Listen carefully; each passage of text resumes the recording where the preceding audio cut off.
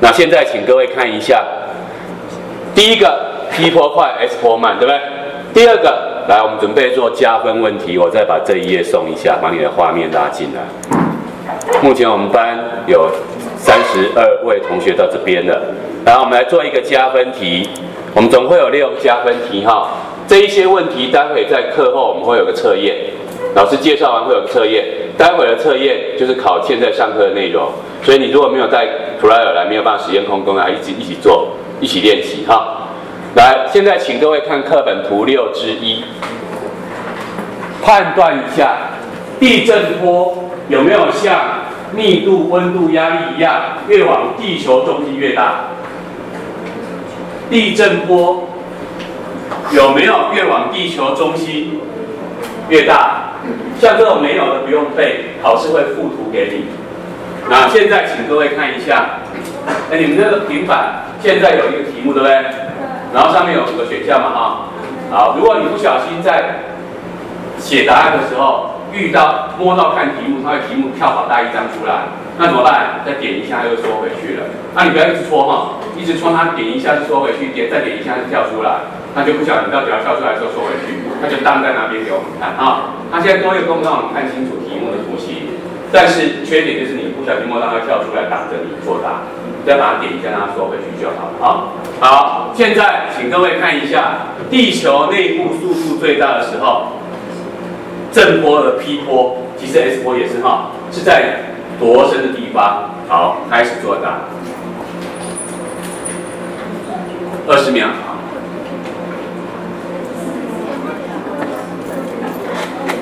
P 波、S 波都一样，并没有随越往地球中心速度越快，在多深的地方速度最快。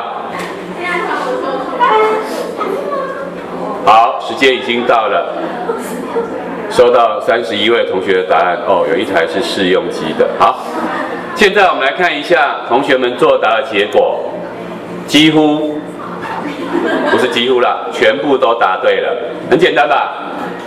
所以像这种观念，你大概能够看图答出来，就可以获得分数哈，不要随便把它放弃了哈。这种题目很简单，来各位看一下，在这张图形当中，你可以看到一个结果。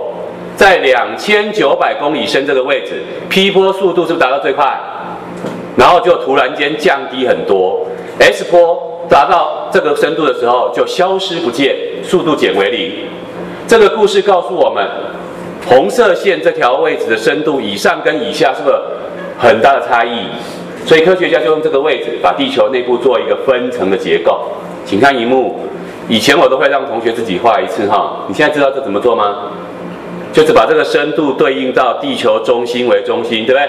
然后达到这个深度，然后我们就画一个圆，画一个圆。这个圆形看起来是个圆形，立体来想，各位有看过蛋白、蛋黄、蛋壳的结构吗？一个白薯蛋切开，蛋白跟蛋黄是不太一样，中间就会形成一个界面的感觉嘛。所以这个圈圈其实立体是一个球面的感觉哈。那代表这上下方有很大的差异。地震波速度在这边产生不连续现象，所以我们把它叫做震波不连续面。还有一个不连续面，这张图看不出来，因为6000多公里缩这么小，所以有很多细节看不清楚哦。但是我还是帮各位画一下。另外还有一个不连续面，平均深度大概30几公里，在大陆跟海洋地区其实不太一样。30几公里有没有这么厚？没有，其实应该画在那个黑色的横坐标的下缘而已。但是这样就等于没画嘛，所以我还是故意把它画大一点。课本也是哈，来，所以这边还有一个不连续面，请问各位，这2个不连续面是不是帮我们分出3层了？而这2个不连续面分别是古登堡跟漠河找到的，所以我们就以它的姓氏来纪念它，分别叫做漠氏跟古氏不连续面。那它分出来的结果就是我们最熟悉的地壳、地函跟地核，请各位在课本图形上找到它们。在这里有没有看到课本最右边这里有写，从地表到地球中心，这个不用背哈，参考就好了，6000多公里。然后这里有一个漠氏不连续面，这都是夸大，它没有那么厚哈，平均大概只有30几公里。那这边的数据是大陆跟海洋地区测到的不太一样。然后呢，这边可以看到股市不连续面，刚才各位读出来这个2900公里深，这张图是不是很清楚？可以看到它，对不对？末市看不太出来，可是股市看得出来哈，所以一定要会找哦。再来，请注意，它其实这3层就是靠这个方法分出来的，所以我们科学家就利用正坡速度随深度变化的不连续面，简单把地球内部分成地核、地函跟地核。再来，请看地核有完全一样吗？地球的内部这个地核，它有完全是一样的成分或者是特性吗？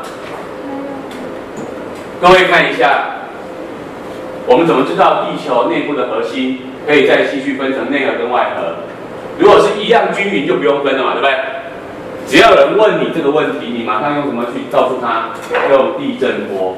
但是今天开始不要只讲地震波3个字了，更有学问一点，还是可以找到地震波的不连续面。然后请各位现在找一下，这一题是手写题哦，要写数字跟单位都要写完整，才会加到分数啊。各位，你觉得内外核交界线画在哪里最好？注意到没有？地震波的 P 波是不是在这边有一个断裂、跳跃的情况？那个不连续面把它找出来，可不可以抄课本或讨论？可以哦，课堂上问答你们尽量都讨论一下，或参考课本作答，好不好？把分数拿下来。好，现在开始作答，1分钟很长，慢慢写，不要急哈。内核、外核的界限，请看桌面萤幕。我发现它的新功能，那个题目字会跑不出来，请看桌面的萤幕。内外核的界限在地下多深的位置？内外核的界限在地下多深的位置？你把那个数据找出来，并且写上单位。单位没写是错的哦，要记得写单位。1分钟很长，才几个字而已。我发现有，如果你真的觉得那个平板很不好写怎么办？可不可以写在纸上面拍照送上来？也可以哦，哈。这个字还算长，待会字很多的，你们尽量写好拿拍照送上来。那你们出来了吗？我们在。好，时间到了，我们来看一下同学们作答的结果。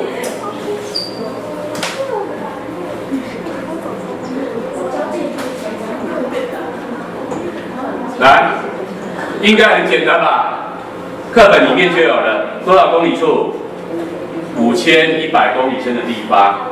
然后各位看到这边有写哈，在内核、外核这里，各位注意看 ，P 波是不是在地球的地核大约5100公里处，就是这里有一个断裂、跳跃不连续现象。那这是雷曼找到的，所以我们称为雷氏不连续面。不过不是雷先生哈，这是雷小姐。雷曼找到这个，然后这个相关的课文，请参考这一页的99页的第1段。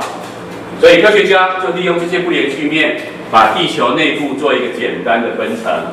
那当然，这个都是在地震学用来研究地球内部后得到的结果。那各位现在看荧幕。